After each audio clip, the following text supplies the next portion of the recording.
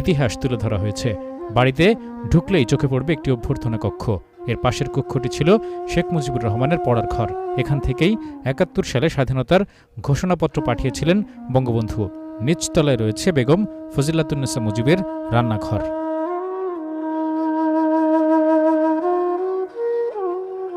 সিঁড়ি বেয়ে দোতলায় উঠলে প্রথমেই চোখে পড়বে বঙ্গবন্ধু কন্যা শেখ হাসিনার কক্ষ।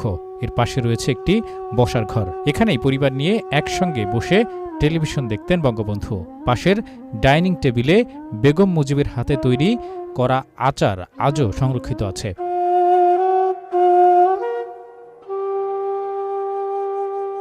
বসার ঘরের পাশেই বঙ্গবন্ধুর শোবার ঘর।